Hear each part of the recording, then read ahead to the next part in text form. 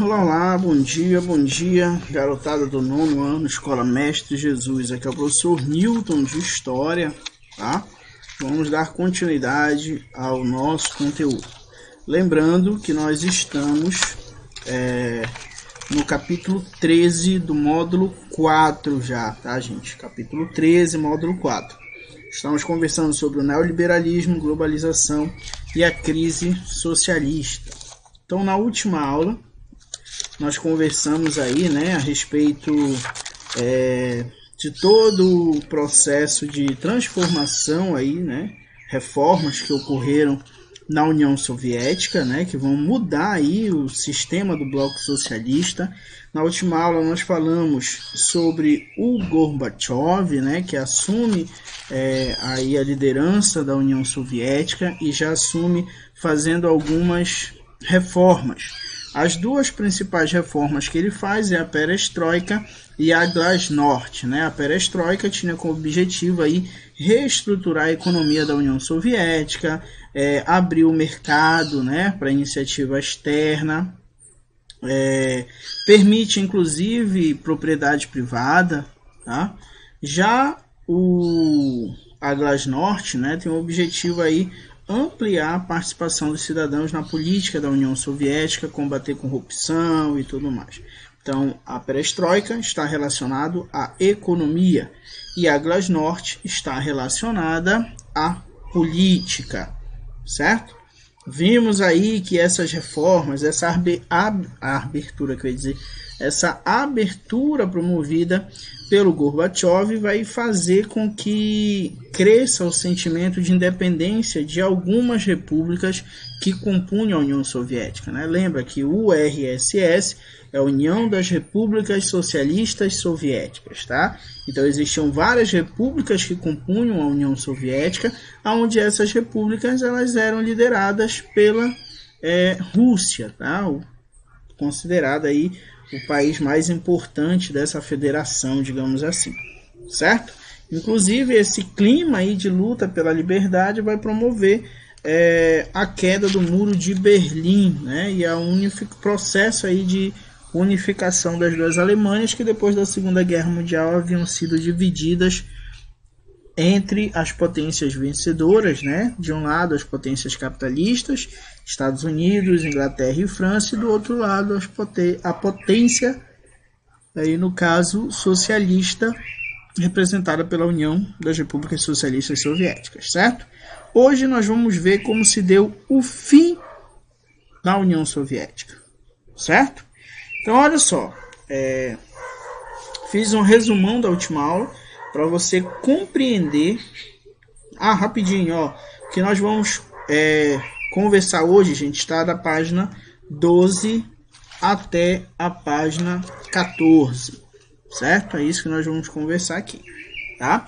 Então, olha só, eu fiz esse resumão para você compreender como a política, as reformas adotadas por Gorbachev, né, por propostas aí por ele, vão modificar aí a União Soviética, né? E muito, inclusive vão promover uma divisão no Partido Comunista. A gente viu na última aula e eu vou falar mais uma vez aqui para vocês.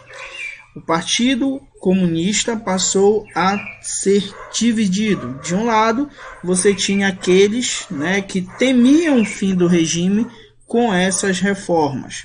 Do outro lado, você tinha aqueles que queriam que as reformas avançassem, certo?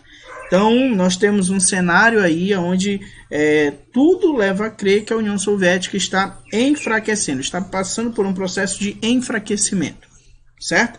E esse processo de enfraquecimento é o que vai ter como resultado a divisão, né, a desintegração aí da União Soviética, certo?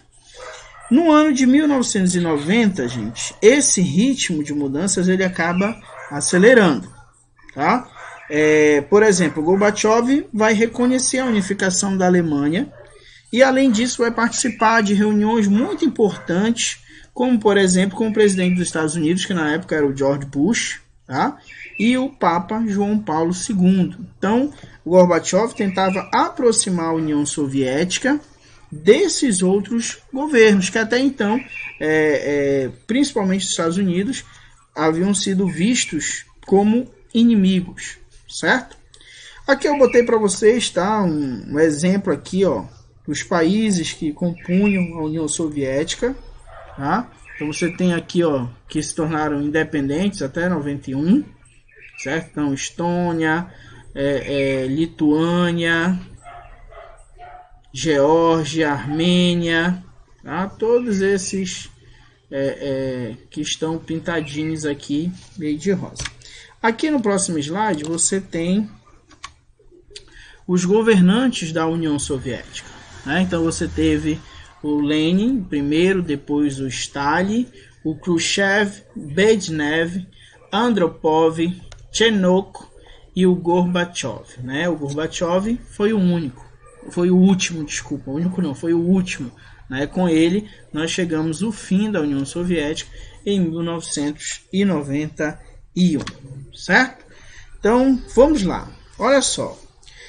Como consequência aí da reforma que a gente chamou de Glasnost, né, que era a reforma que tinha como objetivo aí aumentar a participação popular e diminuir corrupções na política da União Soviética, né? Então você acaba tendo essa política favorecendo movimentos que a gente chama de movimentos separatistas. Esses movimentos vão ganhar força em toda a União Soviética, né? Diversas nações vão buscar obter independência, obter autonomia, saindo aí da tutela da União Soviética. A Rússia, que era a maior aí, né, a mais importante nação do bloco socialista, estava passando por profundas mudanças. Quando a gente chega em 91, né, nós temos aí o grupo de conservadores do Partido Comunista, aqueles que temiam que as reformas propostas por Gorbachev acabassem favorecendo o fim do regime, eles vão tentar impedir o avanço dessas reformas. Então eles vão meio que tentar dar um golpe de Estado para afastar Gorbachev do poder. Esses são os conservadores, tá? Os conservadores vão tentar, na verdade, né? Vão tentar afastar Gorbachev do poder. Do lado oposto aos conservadores, nós temos os liberais. Os liberais, eles eram liderados por Boris Yeltsin, tá? E o Boris defendia a permanência do Gorbachev na liderança da União Soviética, tá? Então o que acontece é o seguinte, essa tentativa dos conservadores comunistas, do Partido Comunista, de tentar tirar Gorbachev do poder, vai acabar sendo entendida pela população como uma tentativa de golpe do Partido Comunista, né? Um golpe contra essa abertura política do regime. E aí o que acontece? Nós vamos ter milhares de pessoas, tá, que vão para as ruas para defender o projeto de abertura que o Gorbachev estava botando em prática na União Soviética. Então eles vão se manifestar contra essa tentativa de golpe do Partido Comunista. E nessa digamos assim, organização aí deles para lutar contra os conservadores do Partido Comunista, vai ser importantíssima a figura aí do Boris Yeltsin, né? É ele que vai convocar a população para resistir a essa pressão conservadora, tá? O Gorbachev, então agora, né, meio que fortalecido pelo apoio popular, ele vai tomar medidas drásticas contra aquela situação. Por exemplo, ele vai suspender as atividades do Partido Comunista, ele vai dissolver o parlamento, ainda vai mandar prender, né, aqueles que organizaram a tentativa de golpe. E aí acontece que nesse período nós temos aí o Boris Yeltsin ganhando popularidade, né, e o Gorbachev já perdendo um pouco da sua popularidade. Então essas duas figuras, né, vão ser as duas tendências políticas daquele período da história da União Soviética, né? O Yeltsin vai aproveitar aí esse apoio popular, né, e vai declarar a Rússia independente da União Soviética, ou seja, a maior e mais importante nação do Bloco Socialista, agora promoveu sua independência. Então eu coloquei aqui para vocês, ó, tendências políticas. De um lado, você tinha o Gorbachev, que continuava com as ideias de reforma, mas queria manter o Estado soviético. Queria as reformas, mas não queria a desintegração da União Soviética. E do outro lado, você tem o Boris Yeltsin, que esse camarada já queria acelerar as mudanças e que essas mudanças corressem em direção ao capitalismo, ou seja, ao fim do bloco soviético, certo? Então essas eram meio as tendências políticas que vigoravam. Então o Yeltsin defendeu sim, mas o Yeltsin não defendeu o Gorbachev e tudo mais? Sim, gente, defendeu, mas ele defendeu o Gorbachev porque ele era contra os conservadores comunistas. Certo? No momento em que a ameaça dos conservadores comunistas, do Partido Comunista, foi colocada de lado, então ele passou a representar a sua ideia, a sua ideologia política. E na ideologia política dele era que as reformas de Gorbachev estavam corretas, elas deveriam ser feitas de uma forma mais acelerada para que não mantivesse o Estado soviético como era o que o Gorbachev queria, e sim mudasse para um capitalismo e acabasse com a União Soviética. Certo? Então a Rússia fica independente aí, né? E aí nesse momento o Gorbachev vai acabar renunciando o cargo e vai declarar a extinção da União Soviética e de toda a estrutura política e econômica, tá? Esse fato aí vai representar a independência de 15 repúblicas que compunham aí a União Soviética. E de uma visão mais ampla, né, vai representar o enfraquecimento do bloco socialista em todo o mundo. Ora, a União Soviética comandava o socialismo, era grande líder dos países dos países considerados socialistas, e agora ela havia sido extinta, né? O Yeltsin virou aí o presidente da Rússia, e aí ele vai dar início a várias mudanças econômicas consideradas até radicais, a partir de 1991, como, por exemplo, o processo de privatizações. Lembra que lá quando ocorreu a Revolução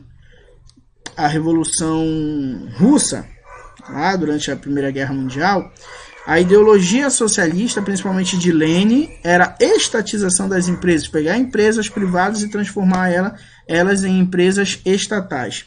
Aqui o Yeltsin vai fazer o contrário, ele vai privatizar. Então todas aquelas empresas que eram estatais ele vai vender para a propriedade privada. Ou seja, basicamente o socialismo na União Soviética, na Rússia, a União Soviética tinha se desintegrado, na Rússia havia terminado, certo? A partir desse momento aí nós vamos ter novos desafios, né? Para todas essas nações que saíram do regime socialista. Elas precisavam agora se reestruturar, elas precisavam se reorganizar. E é isso que nós vamos ver nos próximos pontos, certo? Queridos, por hoje era isso que nós tínhamos para estudar, para conversar. Espero que vocês tenham entendido. Se vocês não entenderam algo, podem perguntar, podem mandar no WhatsApp suas perguntas, que eu vou estar respondendo assim que possível. Vejam, hoje nós, na verdade, eu esqueci de colocar aí para vocês, tá? Exercício, página 13. Exercício, página 13. Resolvam, batam a foto, enviem para mim, que eu vou estar reenviando para vocês os áudios, né, com as respostas, certo? Explicando a questão. Queridos, fiquem com Deus e até uma próxima aula.